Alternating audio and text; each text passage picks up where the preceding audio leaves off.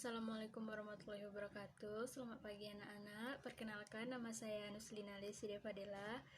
Anak-anak bisa memanggil saya dengan sebutan Bu Dela. Senyamannya kalian aja, yang penting sopan. Pada hari ini saya akan menjelaskan tentang apa sih pemahaman diri itu.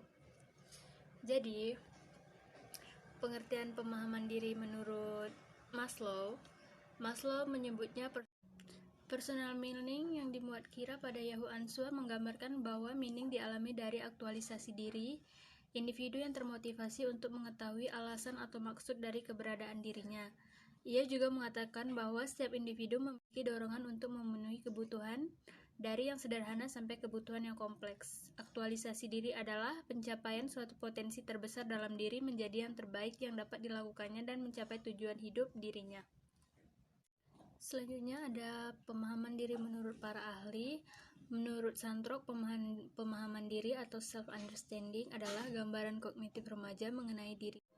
Kalau menurut Maria Antony menjelaskan bahwa orang memahami diri adalah mereka yang memiliki tujuan hidup, memiliki arah, rasa memiliki kewajiban dan alasan untuk ada atau eksis, identitas diri yang jelas, dan kesadaran sosial yang tinggi.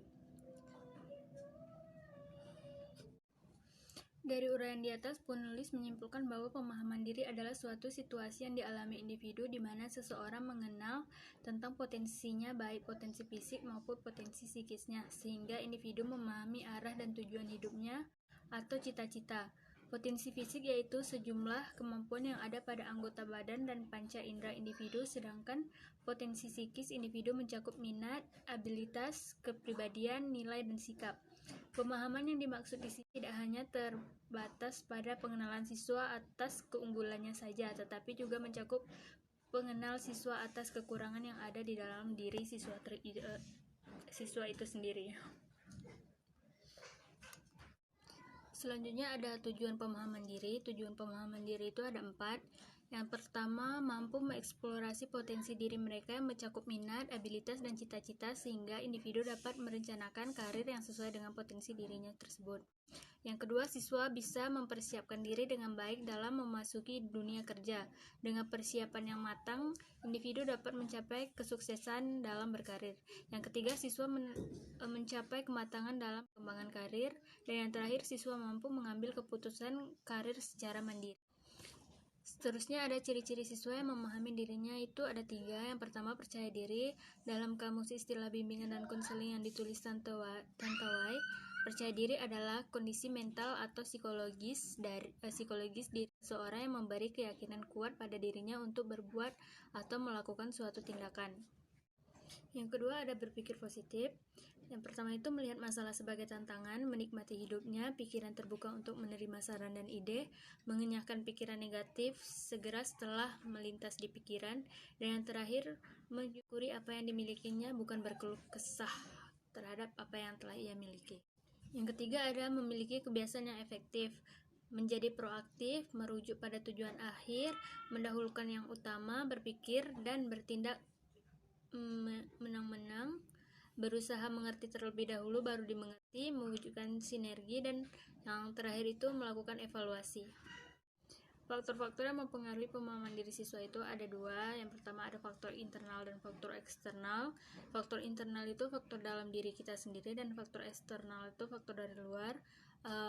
Faktor internal yang turut mempengaruhi pemahaman diri ditentukan oleh diri terbuka dan tertutup.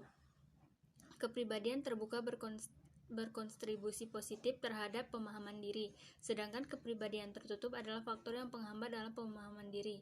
Faktor eksternal atau lingkungan yang mempengaruhi pemahaman diri antara lain lingkungan, keluarga, teman sebaya, dan sekolah. Aspek-aspek pemahaman diri itu ada 7. Yang pertama ada aspek fisik, psikis, minat, bakat, cita-cita, kebutuhan-kebutuhan pokok, dan aspek gaya hidup. Apa sih aspek fisik itu? Aspek fisik adalah seluruh anggota badan individu termasuk bagian-bagiannya. Artinya individu harus mengenali dan memahami kondisi jasmaniahnya dengan segala potensinya. Apakah kondisi jasmani semua sehat? Apakah kondisi jasmaninya normal dan sebagainya? Hal ini penting agar individu mampu mengambil keputusan dengan tepat dan mampu menyikapi hidup ini dengan benar. Yang kedua, aspek psikis. Aspek psikis yang berhubungan dengan kondisi kejiwaan individu, bagaimana kecerdasannya, bagaimana emosinya, sehingga individu mampu menyikapi pilihan-pilihan karir dan masa depan, juga mampu menempatkan dirinya dalam berhubungan dengan orang lain. Aspek minat. Minat adalah rasa tertarik yang kuat terhadap objek tertentu. Hal ini penting untuk dipahami individu. Dengan adanya minat yang kuat terhadap objek pilihan, maka prestasi, keberhasilan yang diharapkan mudah tercapai, demikian juga sebaliknya. Oleh karena itu, perlu penanaman minat terhadap diri individu terhadap berbagai objek positif, sehingga timbul rasa menyenangi dengan memotivasi diri yang tinggi. Yang keempat, aspek bakat. Bakat adalah kemampuan yang dibawa oleh seseorang sejak lahir dan bersifat menurun atau genetik. Pentingnya individu memahami bakat ini adalah agar individu mampu mengembangkan dirinya secara optimal. Bakat akan cepat berkembang dengan baik apabila ditunjang dengan sarana dan prasarana. Oleh karena itu, peran semua masyarakat untuk memberi wadah penyaluran bakat-bakat terpendam positif, sehingga memunculkan putra-putri berbakat di tanah air kita. Yang kelima, aspek cita-cita. Cita-cita adalah gambaran diri yang ada pada diri seseorang. Ada yang menyebut potret diri seseorang. Artinya apabila individu mengatakan dengan lisan misalnya, cita-cita saya ingin menjadi TNI atau Polri, individu harus memahami apakah dirinya sudah memiliki potret diri menjadi seorang TNI atau Polri. Sudah tergambarkah secara keseluruhan dalam diri individu kriteria, syarat-syarat, dan sebagainya yang mutlak harus dipenuhi untuk bisa menjadi anggota TNI dan Polri. Hal ini penting untuk dipahami dengan cermat gambaran dirinya, sehingga ia benar-benar mampu dan dapat memilih karir sesuai dengan cita-citanya. Yang keenam, ada aspek kebutuhan-kebutuhan pokok. Hal ini penting juga untuk dipahami oleh individu. Kebutuhan-kebutuhan pokok seperti apa yang diinginkan dalam menjalani kehidupan ini. Apakah hidup ini hanya untuk makan atau makan untuk hidup? Apakah individu hanya menginginkan kebutuhan jasmaninya saja? Atau individu di samping perlu kebutuhan-kebutuhan untuk jasmani juga memerlukan kebutuhan batin dan sebagainya, misalnya makan, minum, keamanan, kasih sayang, rekreasi, aktualisasi diri, sosialisasi, dan sebagainya. Oleh karena itu, individu perlu menentukan kebutuhan-kebutuhan pokok seperti apa yang diinginkan dalam hidup ini. Yang ketujuh, aspek gaya hidup. Gaya hidup yang diinginkan oleh masing-masing orang berbeda antara satu dengan yang lainnya. Ada yang ingin bergaya hidup elit, ada yang ingin bergaya hidup biasa-biasa saja, atau bergaya hidup sederhana. Oleh karena itu, gaya hidup atau lifestyle ini perlu dipahami dengan benar. Individu hendaknya menyesuaikan dengan kemampuannya, sehingga dalam menyikapi hidup ini tidak diperbudak oleh hawa nafsunya. Keterampilan, kerja keras, pengalaman, dan sebagainya akan mempermudah untuk memutuskan gaya hidup seseorang. Selanjutnya ada aspek pribadi. Di aspek pribadi itu ada 3 masalah yang dihadapi oleh siswa. Yang pertama, merasa rendah diri dengan wajah yang kurang cantik atau cakep. Yang kedua, mudah putus asa atau frustasi apabila mengalami kegagalan. Yang ketiga, punya keinginan atau cita-cita yang kurang sesuai dengan kemampuannya. Seterusnya ada teknik dan strategi pemahaman diri. Teknik itu dibagi menjadi 2, ada teknik tes dan teknik non-tes. Kalau strategi itu dibagi menjadi 4. Yang pertama, memahami karakter fisik, memahami kemampuan dasar umum atau IQ. Yang ketiga, memahami kemampuan dasar khusus atau bakat. Yang keempat, memahami minat. Layanan informasi dalam bimbingan karir itu ada 2. Yang pertama, pengertian layanan informasi bimbingan karir. Yang kedua, materi layanan informasi dalam bimbingan karir itu ada sub-subnya. Yang pertama, metode layanan informasi dalam bimbingan karir, ceramah, diskusi, karya wisata, buku panduan, konferensi karir. Selanjutnya ada problem atau masalah bimbingan karir. Sadar tidak disadari dalam kehidupan kita pasti ada yang namanya sebuah tantangan. Begitu pula dalam meneliti sebuah karir. Ini pun masih tidak dapat jauh dari sebuah masalah individu terhadap dirinya atau jati dirinya, dan pengenalan terhadap lingkungan pekerjaan yang ada di sekitarnya, serta memadukan keduanya secara tepat. Bimbingan karir di sekolah diarahkan untuk menumbuhkan kesadaran dan pemahaman peserta didik akan ragam kegiatan dan pekerjaan di dunia sekitarnya, pengembangan sikap positif terhadap semua jenis pekerjaan dan orang lain, dan mengembangkan kebiasaan hidup yang positif. Bimbingan karir di sekolah dasar juga terkait erat dengan upaya membantu peserta didik memahami apa yang disukai dan tidak disukai, kecakapan diri, disiplin, mengontrol kegiatan sendiri. Masalah karir yang sering terjadi pada siswa sekolah biasa. Yang pertama, siswa SD selalu berpikir untuk masa depan atau membayangkan dirinya akan menjadi apa namun belum mencapai tahap yang realistis. Yang kedua, siswa SD mempunyai cita-cita yang tinggi namun belum mengerti apakah itu sesuai dengan kemampuan para siswanya.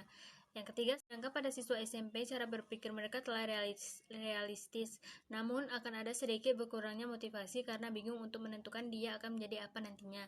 Yang keempat, dan masa pada SMP dia akan mulai mencoba mencari jati dirinya. Siswa akan terus melakukan semua hal sampai menemukan jati dirinya, dan jika tidak diarahkan dengan benar akan terjadi kebingungan identitas.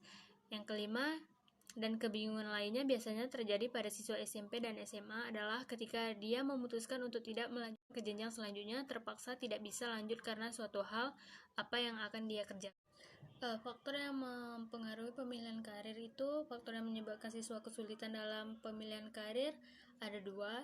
Yang pertama, faktor yang ada dalam diri siswa, diantaranya tingkat intelijensi, sikap mental, jenis kelamin, agama, dan minat terhadap suatu karir.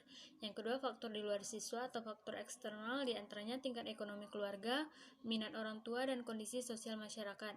Dari kedua faktor tersebut merupakan faktor yang mendasar, namun masih banyak lagi faktor yang menyertai kesulitan siswa dalam memilih karir.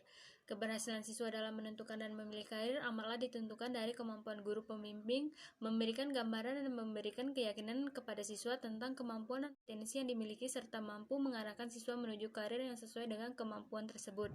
Dalam memberikan keyakinan dan munculnya kepercayaan siswa terhadap guru pembimbing, setidaknya guru harus memperhatikan hal-hal sebagai berikut. Yang pertama, perlakuan terhadap siswa sebagai individu yang memiliki potensi untuk berkembang dan maju serta mampu mengarahkan dirinya sendiri untuk mandiri. Yang kedua, sikap positif dan wajar. Yang ketiga, perlakuan terhadap siswa sangat hangat, ramah, rendah hati, menyenangkan. Yang keempat, pemahaman siswa secara empatik. Yang kelima, penghargaan terhadap martabat siswa sebagai individu. Yang keenam, penampilan diri secara asli di hadapan siswa. Yang ketujuh, kekonkretan dalam menyatakan diri. Yang kedelapan, penerimaan siswa secara apa adanya. Yang kesembilan, perlakuan siswa secara primitif. Kepekaan terhadap perasaan yang dinyatakan oleh siswa dan membantu siswa menyadari dari perasaan itu. Dan yang terakhir, penyesuaian diri terhadap keadaan khusus. Baiklah Nana, mungkin itu saja yang dapat Ibu sampaikan kepada kalian. Jika ada yang mau ditanyakan, silahkan. Jika tidak ada, mungkin cukup sampai di sini pertemuan kita hari ini. Salah dan kurangnya Ibu minta maaf. Wabillahi taufiq wal hidayah. Wassalamualaikum warahmatullahi wabarakatuh. Selamat pagi dan selamat belajar di mata pelajaran selanjutnya ya. Semangat!